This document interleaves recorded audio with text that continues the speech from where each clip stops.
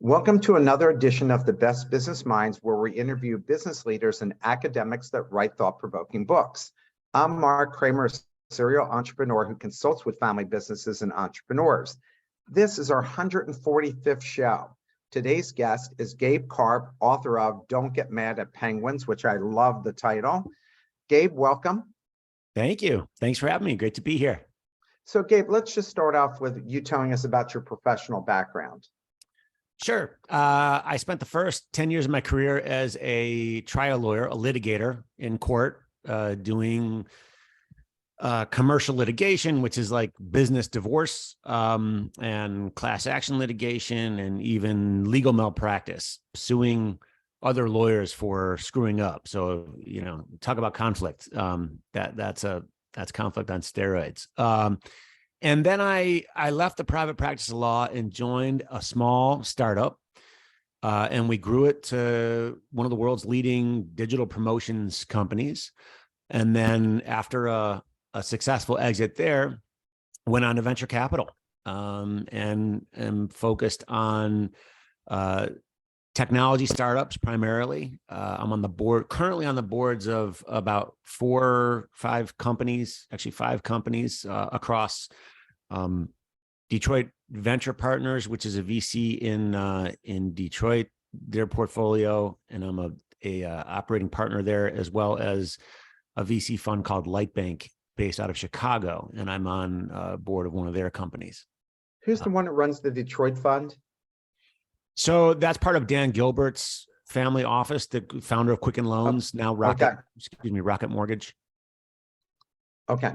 There's another Detroit fund, and I'm just forgetting his name, and we had him on the show, and he's written a couple books, of bestsellers. I'm wondering who that is.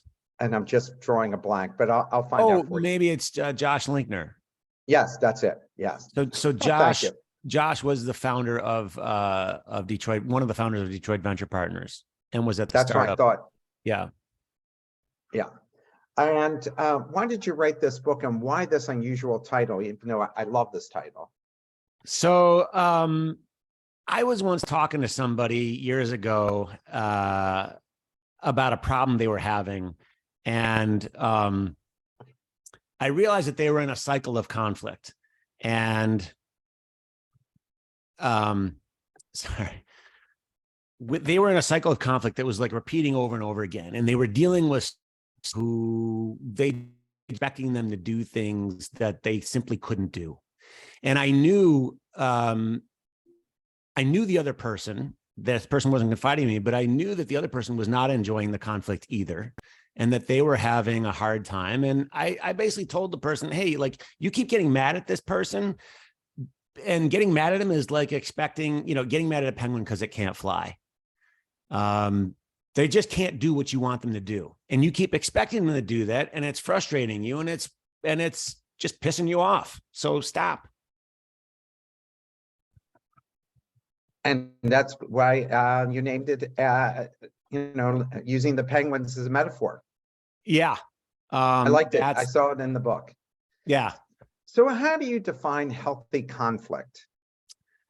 Well, healthy conflict, I guess I should say, conflict in life is unavoidable. There's no way to get through life without experiencing conflict.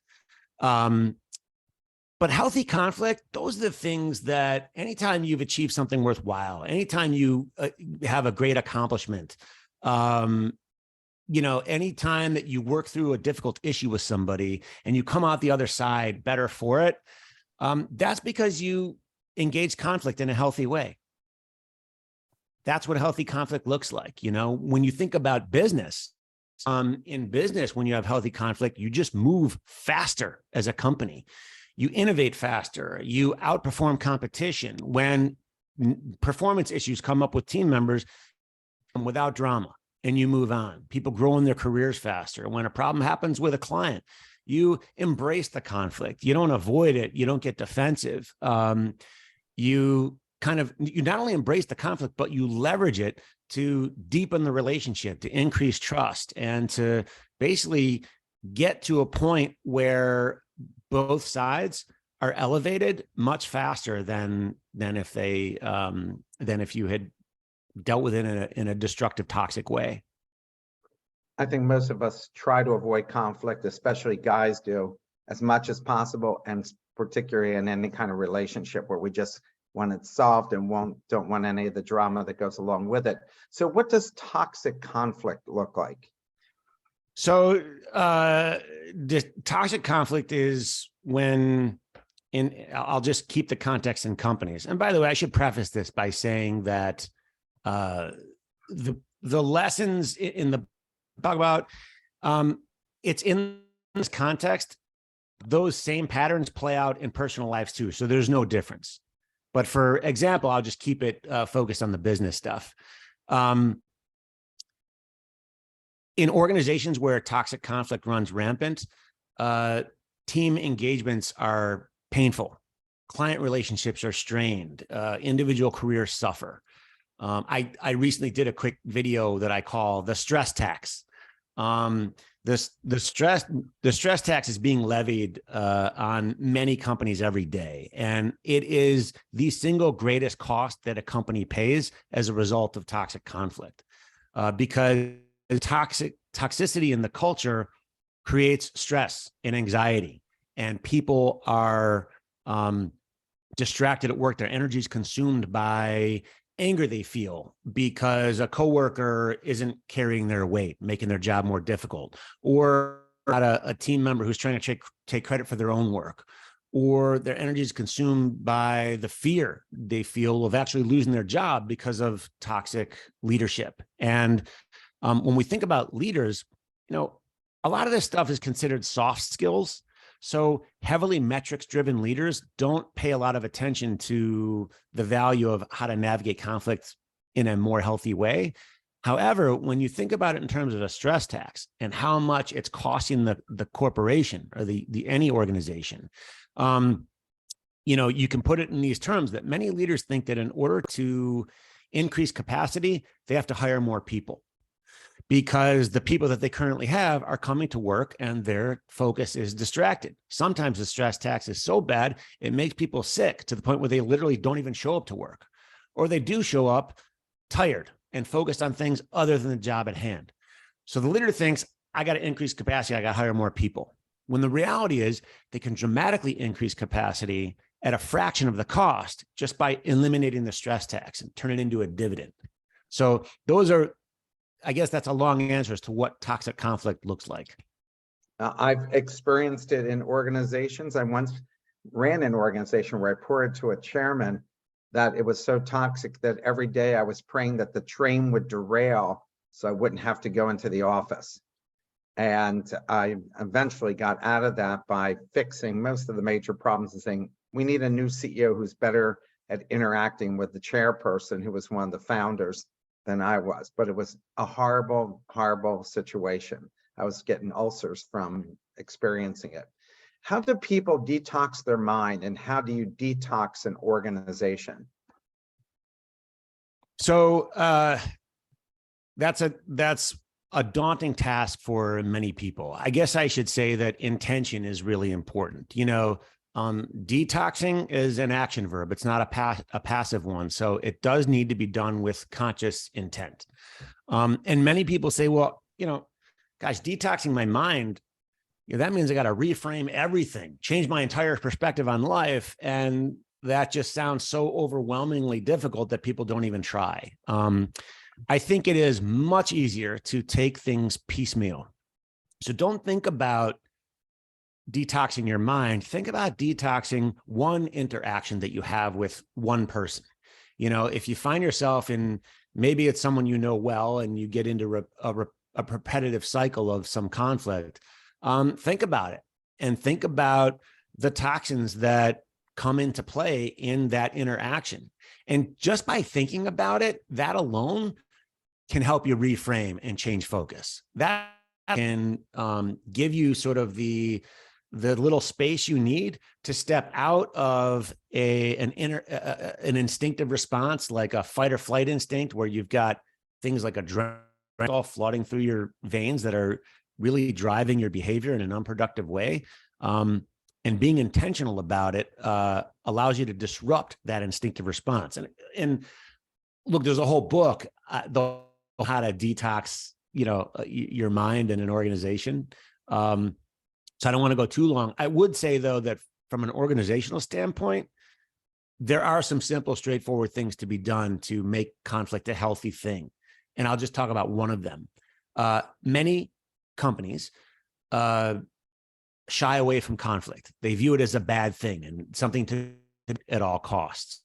They also have heavy emphasis on flawless execution. So mistakes are frowned upon and seen as badges of shame. And in cultures like that, oftentimes, bad news is discouraged, even contradictory opinions. So when there's a heavy emphasis on that, if somebody makes a mistake or sees a problem, the amount of effort and energy it takes to raise your hand and say, hey, we got a problem over there. That's far more energy than it takes to just keep your mouth shut, keep your head down, and hope for the best. But one thing you can do is you can kind of flip the script, and you can have a regularly scheduled meeting where the focus and purpose of the meeting is to call out problems, raise red flags, get things off your chest, where people aren't doing their job if they remain silent. And what that does is it removes the social stigma that people feel, because nobody wants to be the source of conflict. No one wants to be viewed as the person who's always creating problems. So if it's a job requirement and you are required to raise problems, well, now you're just doing your job. And if you have a regularly scheduled meeting, or you just carve out time of a meeting that's already happening, where that's where the focus is, it signals to everybody that says, hey, in this organization, in this culture, we want to call this stuff out. We want to address these problems head on, and we don't want people to shy away from it. I think that's always a problem. And I've worked for CEOs who didn't want to know about any of the problems. One in particular who just said, I only want to hear good news. So if you got bad news, don't even bring it. But I've had a policy that if you didn't tell me bad news, that's how you got fired. So I felt it was much better to head these things head on for everybody in the organization. Why do you say building a company from ground up involves a lot of conflict? Because anytime you build a company from the ground up, you're from a cold start, you've got headwinds. You've got a competitive marketplace. You've got the challenges of finding the right people. You've got the challenges of setting the direction and the vision of the company that's going to continually change as you grow and evolve. People are going to have differences of opinions. It's very fertile ground for disagreement. I would also say that anytime you embark on such an endeavor like that, you're going to make mistakes, and sometimes they're going to be really big mistakes.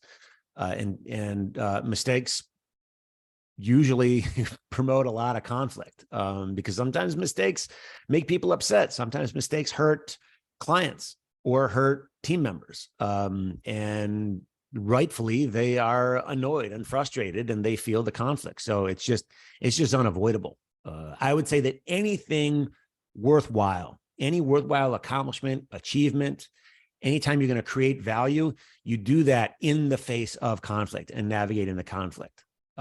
If you're able to find yourself in a situation where there's absolutely no conflict, you're probably not challenging yourself, and you're not challenging the people around you, and you're not creating value that isn't already there. And that sounds like relationships as well. Yes. I think that the value that's created in business is created on top of the human relationships, customer relationships, client, corporate vendor relationships, team member relationships. If it's a bunch of robots working together with no emotion at all, then my book isn't going to have much value. This message isn't going to have much value. No one's going to run into any problems. But if you're a human being dealing with other human beings, you necessarily are going to encounter conflict. Here's a question from the audience. How do you deal with companies which they have very defensive approach towards their clients who raise complaints? So that's a very common problem, because, and just to analyze the problem a little bit, one of the sources of that defensiveness is that if the company thinks that it actually will honestly acknowledge that they made a mistake, or they have some, that they did something wrong that the client is upset about, they think that will give the client the ammunition it needs to cancel the contract or ask for a refund or a reduction in price. So that's kind of the source of that. And that culture, kind of infects everything. And my approach to that is to the heart of the concern. Well, if you're worried, like if we're going to be defensive here, let's examine why we're being so defensive. It's because we think that if we aren't defensive, it's going to hurt us financially. But let's kind of take a step back and look at this logically. If we are defensive and we continue to go be combative with our clients, eventually they're just going to leave us because people don't want to work with people who are combative with them. So while we may suffer perhaps even a short-term financial loss, it's much smaller. It's a much smaller cost to us than the cost of losing a client entirely. And I would say that, I mentioned before, mistakes are inevitable. And companies that get really defensive about complaints that clients have, if the complaint is about a mistake, and the company is defensive, that's because the company's culture probably values flawless execution above all else. But we're humans and mistakes are inevitable. So any culture that relies upon flawless execution is inherently flawed. But here's the thing, and this is the currency that is probably the most valuable currency I've seen in business. It's integrity and it's accountability. And while quality execution is important and absolutely should be honored, mistakes are inevitable. And one true test of character is how we react once we recognize that we've made a mistake. And that's the opportunity to demonstrate the character of the organization. So when an organization, in recognition of a mistake, gets defensive and tries to deny it or put it back on the client that it's their fault, well, that means that's the character of the organization. But if instead accountability is something that's honored and the company steps up and says to the client, we made this mistake, this is our fault, we need to be held accountable, and we're going to do whatever it takes to make this right. Well, when that happens, the client realizes they now have someone they can trust. And if you can work through that, then your relationship with that client is so much stronger than it would have been had you executed flawlessly in the first place. So I think the way to combat it is to point all of that out. How long did it take you to become good at this? Some people in my family might suggest that I'm not good at it, but it took years. It started out as when I was litigating cases, and I at some point in the evolution of a lawsuit, you're at war with somebody, but at some point it comes time to explore settlement opportunities, and that's when you need to really settle things, bring the temperature down, diffuse the conflict, and get to a point where you can interact. And there were times early on in my career when I tried to do, I really struggled. And I started to examine why. Like I looked at the different personalities involved and the communication styles and how they either improved or worsened a situation. And I just being thoughtful about that and conscious about that and taking a step back. And as opposed to being inside the conflict, I would step to the side and look at it as more of an observer. That's when I started to realize that conflict was something that was a tool that could be leveraged. And then things kind of built from there. I did realize that I was more comfortable in the midst of conflict in business than the people around me. So I really worked on articulating some tactics that other people could also adopt that would be easy for them to incorporate into their own lives, and that they were repeatable and easy. And that I start to view conflict management not as like a special talent that you're born with, but rather a skill that anyone can practice and get better at. I agree with you. Definitely can acquire that as a skill, and people who ultimately have great success end up learning how to really work that to their benefit in a positive way for everybody around them. You wrote that, a question from the audience. How do you stay calm in the middle of a conflict? That's a tough one. I think that's very helpful to understand why people are not calm in the midst of conflict. What gives rise to that? And then when you can look at those factors, then you can start approaching them. So very simply, we're socialized from a young age to shy away from conflict. We soften bad news. We sugarcoat feedback. We're taught if you don't have anything nice to say, don't say anything at all. And that creates just a social stigma of, conflict feels uncomfortable. And then we've got, a billion years of evolution hard coded into our DNA with a fight or flight response to conflict. So when conflict happens, your amygdala, which is a gland in the brain, two of them, kicks into high gear and gets active. That fight or flight response gets triggered, and you have hormones like adrenaline and cortisol that flood your system, and that is not calm. That will increase your heart rate. That will make your palms sweaty. Your breathing becomes rapid and shallow as you take in more oxygen, preparing to fight or run away if you have to. Those responses are designed to allow you to survive a physical threat out in the wild.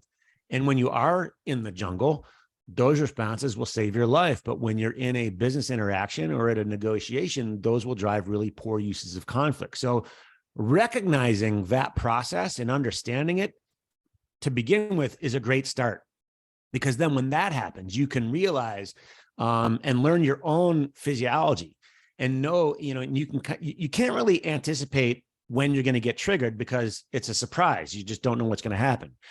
But you can anticipate that you will be triggered into fight or flight. And it doesn't matter what's going to trigger you. You don't have to worry about what triggers you. You just need to recognize the physiological symptoms. When the hair in the back of your neck stands up, or your breathing or heart rate start to increase, you can stop and just take a beat and say, this is that thing that guy Gabe was talking about on the Zoomcast. This is my physiology dealing with a threat, but I'm not a caveman dealing with a saber-toothed tiger. I'm just dealing with beings. So there's no physical threat here. And that recognition, I would say this, there are lots of things you can do. The first thing that I would suggest, if you've never done it before, recognize that it's happening and take just one breath. Just one breath. And that will be enough to create some space to pull you out of an instinctive response and into intellectual awareness. And then you can start applying some tactics and tools that you can learn about in my book, shameless plug, or any of the millions of conflict management things that are out there. So I like this. You wrote that schools invest a lot of time teaching math and English, but nothing on conflict resolution.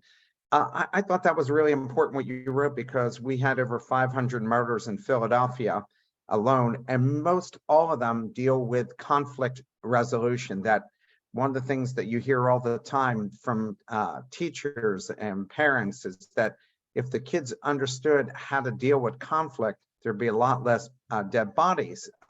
So what do you think should be taught? Sure.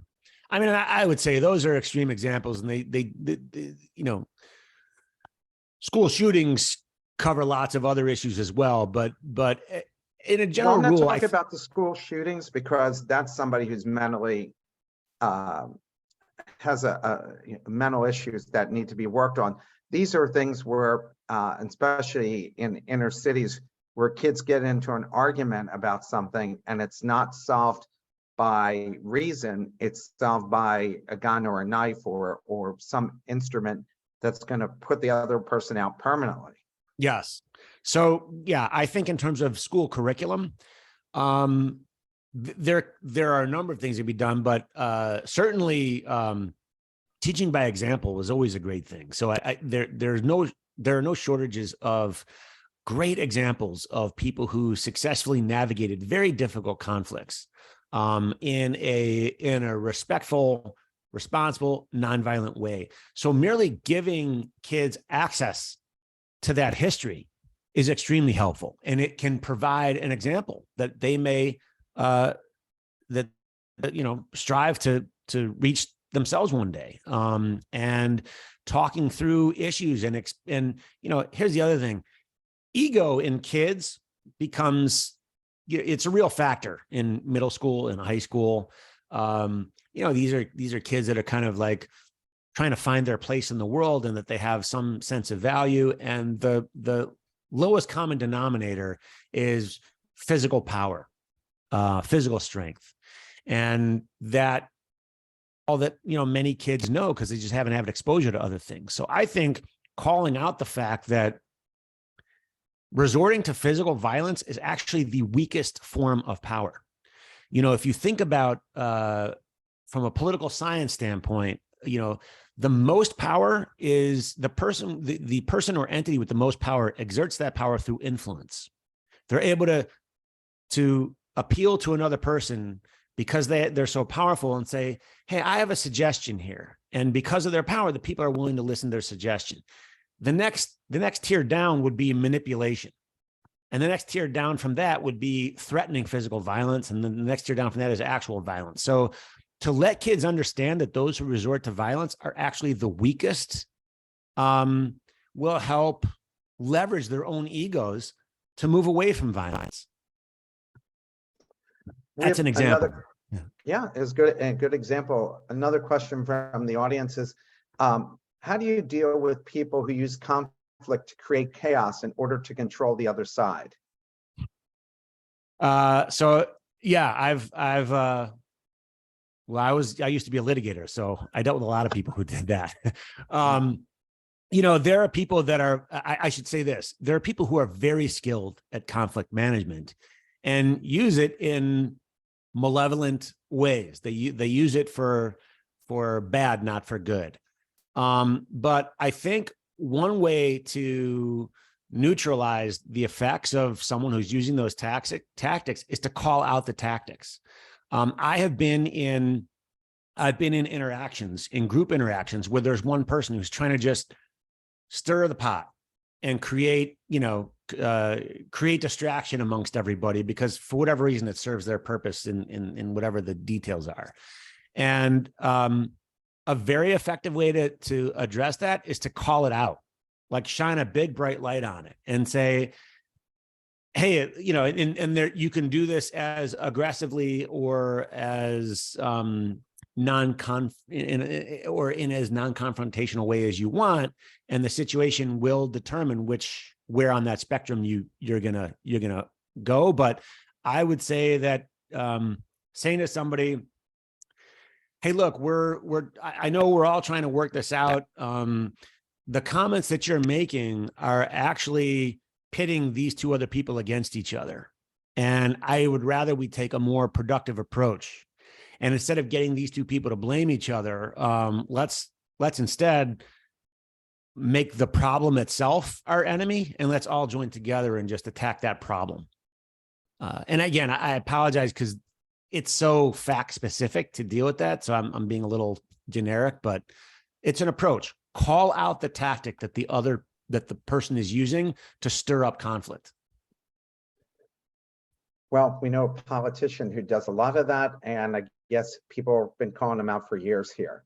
So a next question from the audience is, what if you raise a concern and the colleague says things like, sorry, you feel that way, and don't acknowledge or address the concern? Well, if it's a colleague, I think you can go right back and say, listen, I thank you for acknowledging that I feel a certain way. That's less important to me than us dealing with the concern itself. So you're saying you're sorry that I feel a certain way is helpful to some extent, but it's not getting us any closer to resolving this actual issue. Can we please focus on the issue itself? Is one example.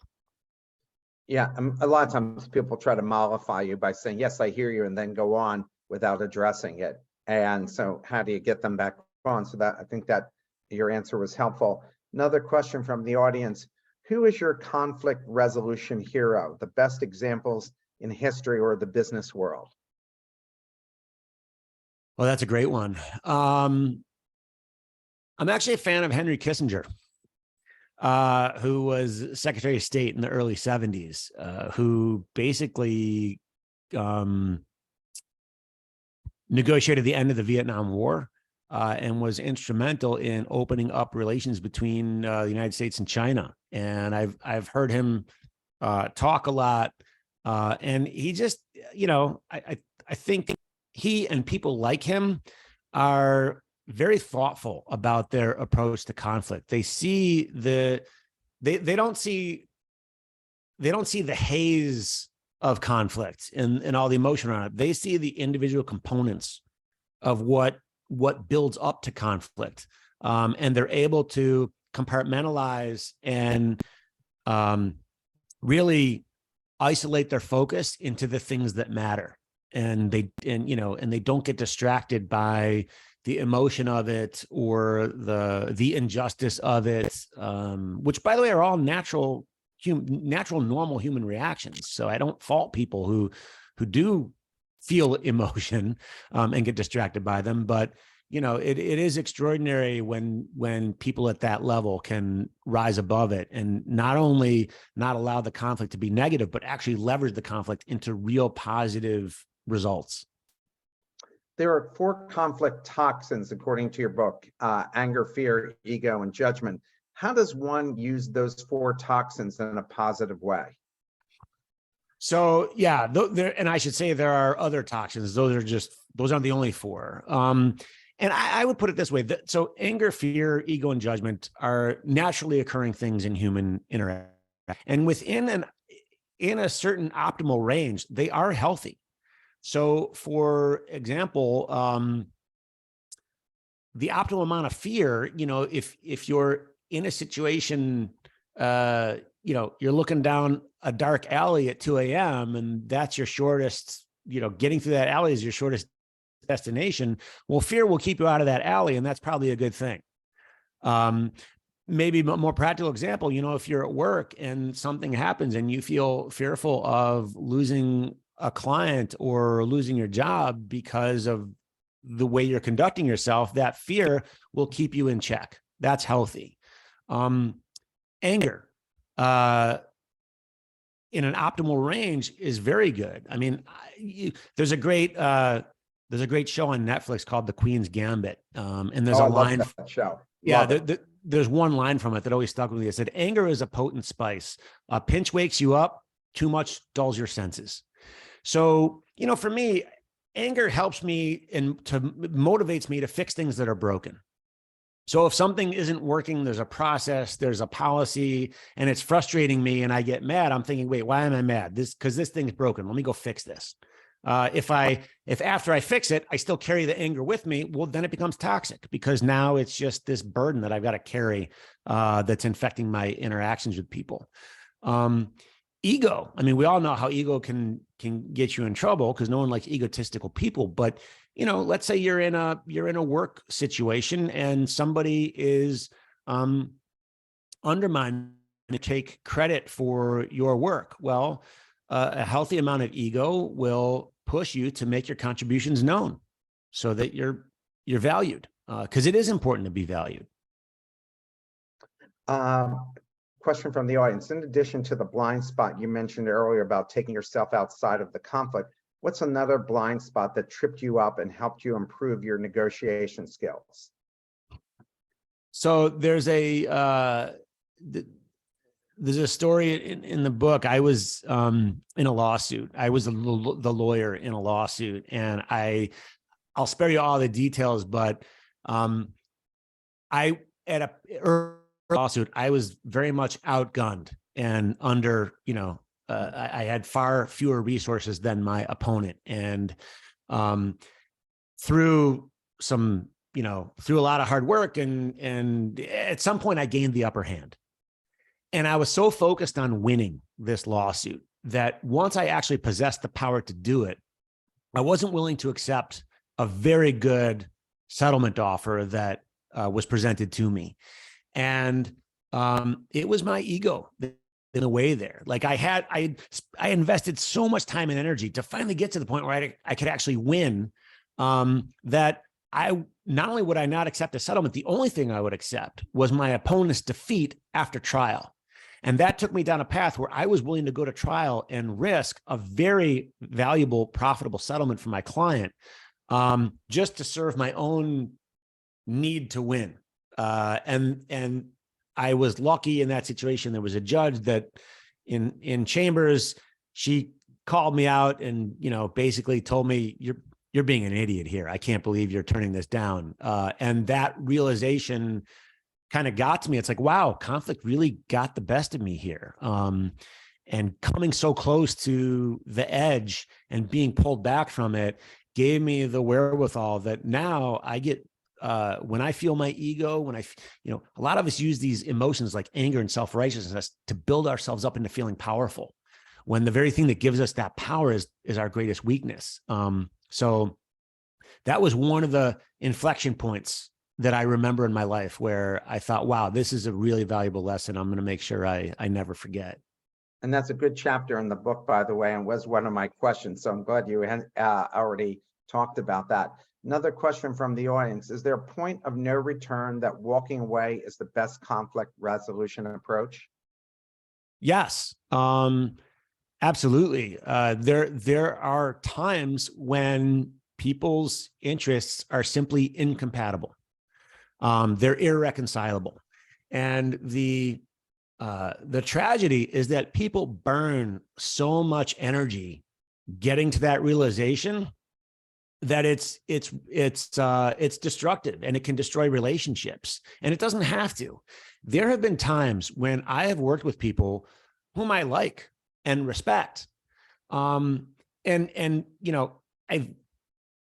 really spent a lot of time consciously trying to develop the skill set to understand exactly what they want and what I want, and more importantly, what they need and what I need.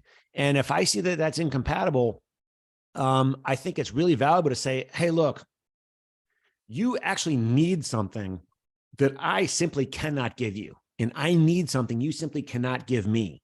So we really don't have any common ground here. But I like you. I respect you. Let's just shake hands and walk away. And the next time we cross paths, hopefully we're going to have some common ground.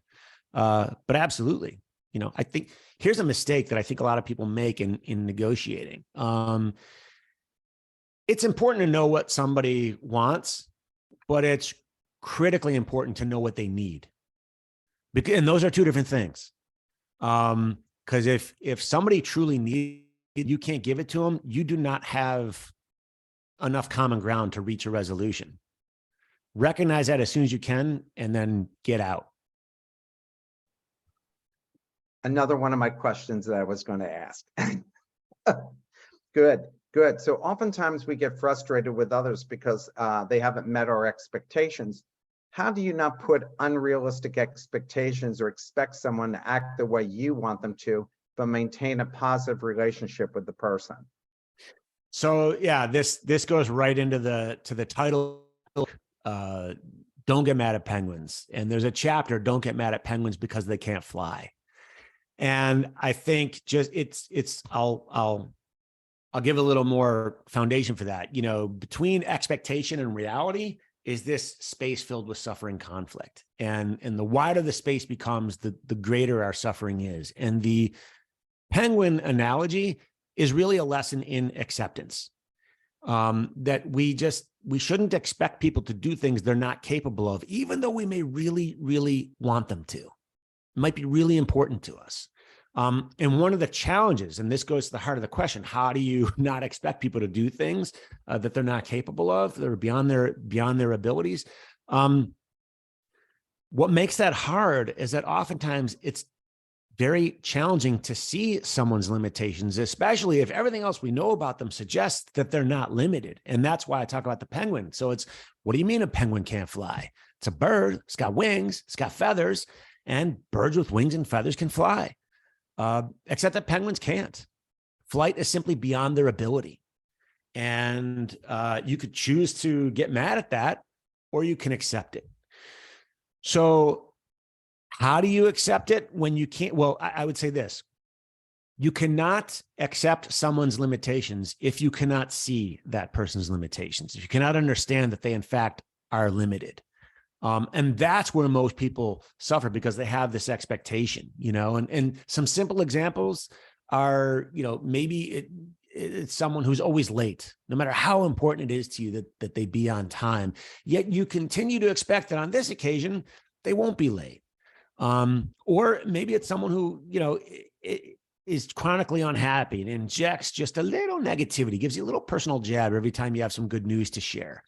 But you continue to hope that the next time you have some good news to celebrate, you can enjoy the moment together. And that expectation, but if you think about it, you know that the reality is something different.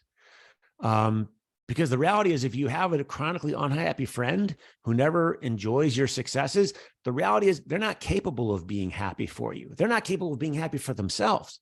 It's got nothing to do with you. So the next time that happens, don't get mad. Don't take it. It's not their fault. They're not capable of being happy for you. They're not making a choice. It's simply beyond their ability. So the question is, how do you not expect people to do things they're not capable of? When you find yourself feeling frustrated in dealing with somebody, ask yourself the question, am I angry at this person because this person is making a choice? They have the ability to do the thing I want them to do, and they're just simply choosing not to make me upset? Or is it beyond their ability? And only you can answer that question in the context of that situation. But most people never even ask it. Most just assume they're doing this to make me mad. And that's not a valid assumption in many situations.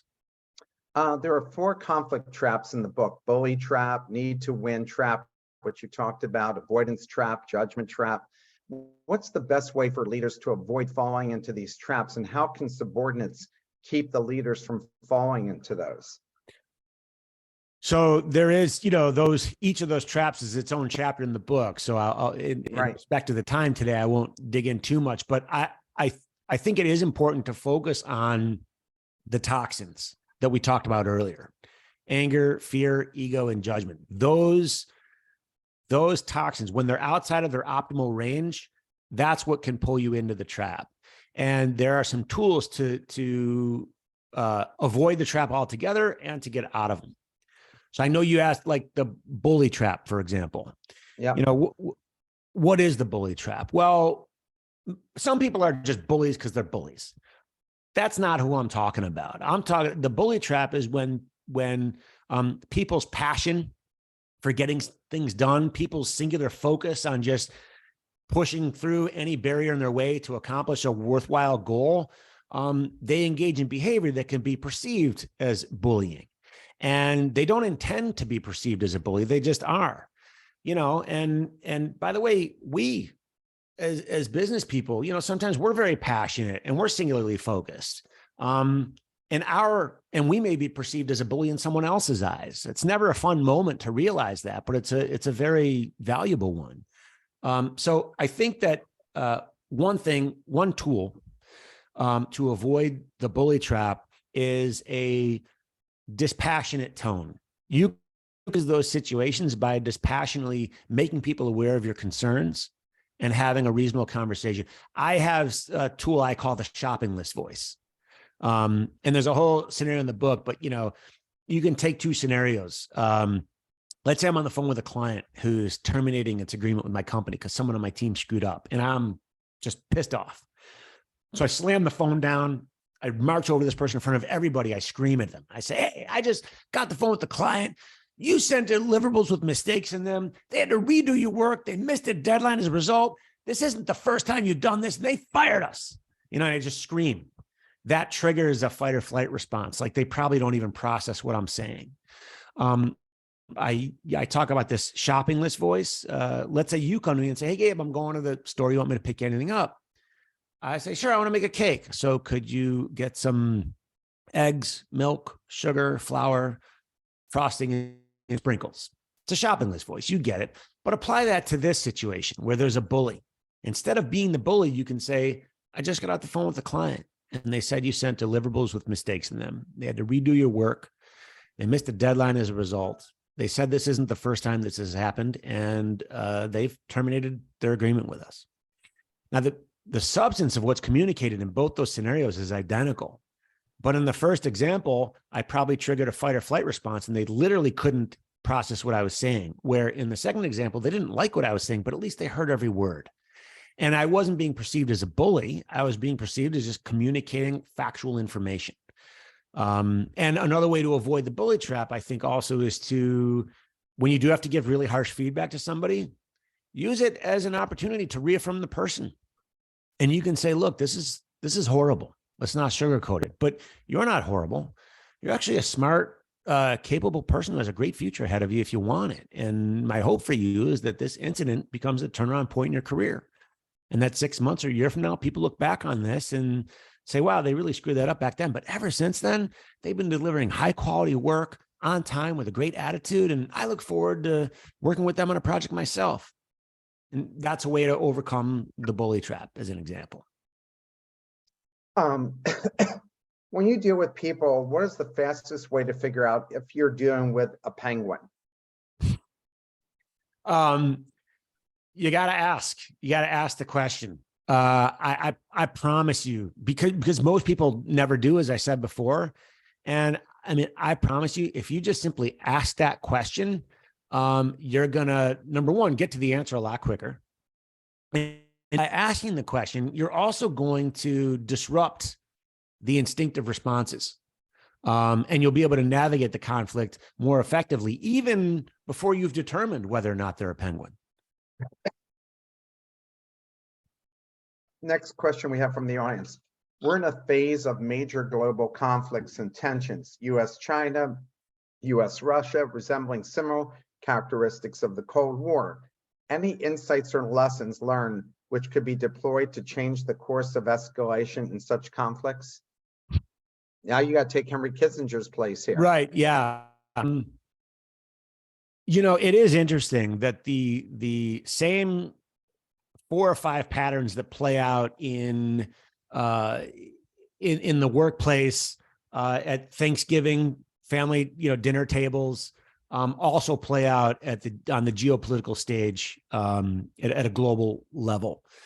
I think there's an unfortunate reality, and that is that there are certain world leaders that have truly incompatible goals with let's say the United States. I'll take the U.S. viewpoint, and there are so many. There are such vastly different cultural differences between various countries, that we are forced to the lowest common denominator. It's power. It's power and force. And I think that politically, before, you talk about political power, the most political power comes from influence. Well, a lot of times influence comes from having the biggest stick, having the biggest gun. And I think Teddy Roosevelt is a great, he's famous for saying, walk softly, carry a big stick. You don't have to yell and bluster and everything else. Just have that really big stick sitting there, and no one's going to ever, if it's big enough, no one's going to ever do anything that's going to even cause you to pick it up. You won't have to. Again, the geopolitical conversation is many hours long.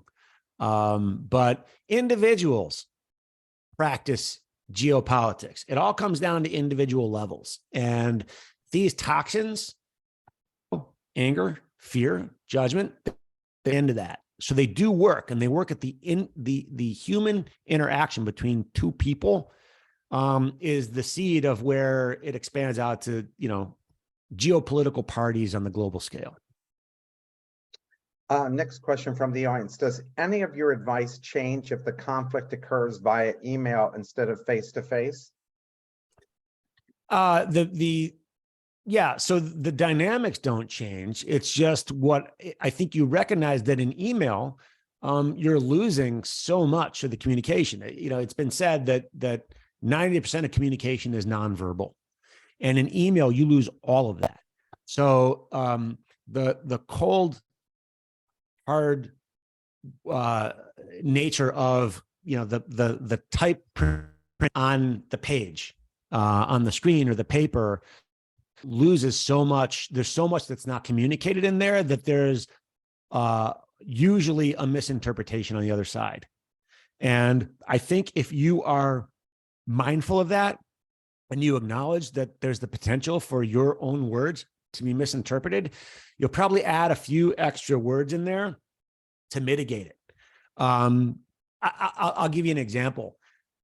Here's one. This isn't an email example, but I used to do a lot of negotiating on the phone, on conference calls. This is pre-COVID, so we weren't on Zoom. And what I found is that I would take notes during phone calls. And I will tell you, I'm going to jump back, as a cross-examiner in a deposition, when I'm cross-examining somebody under testimony, I found that silence is an amazingly powerful tool. Ask a witness a question, and if I wasn't satisfied with the answer, I would just sit there and stare at them and not make a sound. People are really uncomfortable with silence. And I would just start counting in my mind, 1, 2, just to get to, just so I could deal with the discomfort of the silence. But most people on the other side couldn't last more than 5 or 6 seconds before they started talking again and giving more information. And that really helps. Well, I found that when I was on the phone with people that I didn't want to make uncomfortable, but I was taking notes, I would have to say to them, hey, by the way, forgive me, I'm just taking notes. That's why I'm not talking. Like, I would let them know, you don't need to fill the silence here. I'm not waiting for you to answer. So kind of take that and apply it in an email context. Hey, I don't read into this. Like, I'm going to give you a really short answer. I can't deal with that now, but you don't begin, so like someone says something in an email and you're busy. So you say, I can't deal with that now. Well, that alone can be like, wow, that seemed rude. That was curt. I feel offended. So I might say, I can't deal with that now. Sounds like a fantastic idea, but I'm just like bogged down with a bunch of other stuff. And then, you kind of explain a little bit. It's not the greatest example, but I think acknowledging that the lack of nonverbal communication is it really, really filters out a lot of necessary information that the other side needs to have so that they don't misinterpret. Just be aware of that.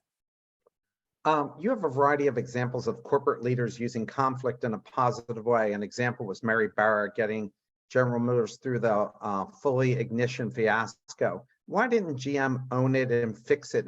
And what can we learn from what Mary Barra did to make GM a better company? Sure. So just to give a really quick overview, GM was putting defective ignition switches into cars that were causing the cars to basically turn off while traveling at high rates of speed. This resulted in 124 deaths, 275 injuries, over $2.5 billion in fines. And there was a whole investigation into what gave rise to that. Earlier, that many cultures honor flawless execution above all else, and that mistakes are frowned upon and seen as badges of shame. And there's a lot of conflict avoidance. That's what was going on in General Motors. You talk about fight or flight. This is flight. People did not want to be the source of bad news. No one wanted to be the person to say, hey, we got a problem here, and that problem is going to require that we recall a bunch of vehicles, and it's going to cost us a lot of money. And that there are lots of reasons that can kind of build up to that culture, but those are the primary ingredients. And by the way, the real tragedy there is that there was a handful of people inside General Motors who knew for more than 10 years that they were putting defective ignition switches in the cars, and they didn't say anything because of that culture. And it's like, well, how does that happen? I mean, these ignition switches literally killed people. Well, how is it that what we assume are otherwise compassionate human beings, like, how could they turn a blind eye to it? And the answer is the flight reflex. Like, people instinctively run away from conflict. In fact, most people will run away from a small conflict that's immediate, even directly toward a much larger conflict that's not immediate. It's not rational, it's instinctive. And if that's not specifically addressed in a culture, it's going to run rampant. When Mary Barra took over, changed. Like, she stepped up, she took responsibility, and she said, this problem stops with me right now. She made safety the focus of every decision. And she instituted operational features inside the organization that made it easy to initiate conflict. There's a great example that came out later on, a few years after this recall came to light. Some person working on an assembly line noticed that a part was being installed improperly, and that guy filled out what's called a speak up report. So there was a report that existed. There was literally a form that was already templated. If you see a problem, fill out this form. Well, most companies don't have that form. Most people don't have that. Most companies don't have that process. General Motors did. He filled out that report.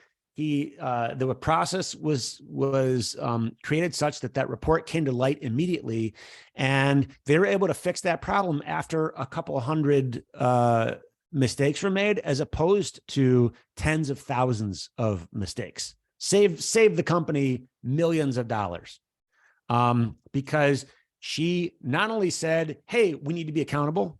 She not only said, hey, she actually created operational mechanisms where it made it very easy for people to do that. Well, and she also improved their brand by many factors, right? Because now they felt like they could trust GM to make a better car, and that she stood behind it. And to handle conflict, the other side has to trust you. Just like in your own personal relationships, if the other person's yelling back at you, you feel like, oh, fine, screw it, I'm not going to push back. It's just not worth the aggravation. But she basically showed the culture there that, yes, we're open to change and ideas, and we want people to tell us the truth. I think we have time for these last two questions. Your answer regarding the expectations we have for someone causes conflicts in our lives. How do you manage the frustrations and conflicts that arise when parents feel their kids are not meeting their expectations for them, not because they won't, but because they are unable? Well, if you recognize that they're literally unable to meet the expectations, and you continue to get mad at them beyond that, that's your problem. Like, you're wrong to expect to get mad at someone for not doing something they're not capable of doing. I shouldn't say you're wrong. I'll take the judgment out of it. Getting mad at them for that, getting frustrated for that, is the same as getting mad at a penguin because it can't fly. It's the same as getting mad at the rain because you wanted to have a picnic outside and you made all these plans and it rained. It just serves no purpose. The gap between your expectation and reality is where all that suffering is. So I would close the gap. Once a parent, in a parent-child relationship in either direction, limitations on the person or the relationship itself, the moment that one consciously recognizes the limitation, then they can accept it. And then once you accept it, you don't get mad. I mean, take since we're talking about parents and childs, like when a 3-year-old child has a tantrum and screams and yells, you generally don't get mad at that child because you understand, well, this child's only 3. Like, they haven't developed they haven't understood their emotions well enough to control them. They're learning how to control them. So you don't get mad. You don't take it personally. You may get frustrated because the kid's being loud and it's annoying to hear, but you understand why this problem is happening. And then it's just simply a question of changing how you feel about it. Now, I'll say this. A lot of people say you can't control your emotions. You can't control how you feel because your emotions are involuntary. But the truth, you absolutely have control. Now, that doesn't mean that you can choose to never feel that initial flash of anger, fear, or anxiety when we're triggered. But the lifespan of those emotions is measured in seconds, not hours or days, and is entirely within our control. We can allow the instinctive response to continue. We can, focus on how this person always makes us feel angry or anxious. We go with the emotion. We let it drive our response. That's a choice. We can choose to not go with the emotion. We can choose to disrupt our instinctive fear and anger responses. Hey, Gabe, we're out of time, Yeah. but can we ask you to answer this one more question from the audience? Sure.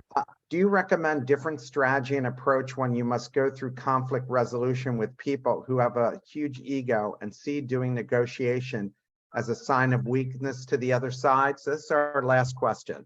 Sure. I'll say this. This is in the book too. Catering to your own ego is very costly, but catering to someone else's ego is free. So if you find that you're dealing with someone whose ego is driving the conflict, then feed that person's ego. It'll cost you nothing. Recognize that this person has a need to feel powerful. So tell them they're powerful and respectfully ask them not to use their power to hurt you. And recognize that it's an internal need that they have to feel strong and to not feel weak. So I promise you, once you satisfy that need that they probably don't even consciously acknowledge they have to themselves, but once you satisfy that, you will find a driven person whose ego has been fed will be far more flexible and cooperative in working with you in resolving whatever the dispute is. That's the short answer. Gabe, thank you so much for taking the time. And clearly the audience really loved listening to you about your book. I'm sure you're going to sell a lot of books to these folks, but clearly by the volume of questions, we know you hit on a very sensitive topic here. And we appreciate you taking the time. And thanks to all of you for coming today. And we'll see you all next Friday. Everybody have a wonderful, safe weekend. Thanks for having me, Mark. Oh, it was a pleasure. Have a great weekend. Okay, you too.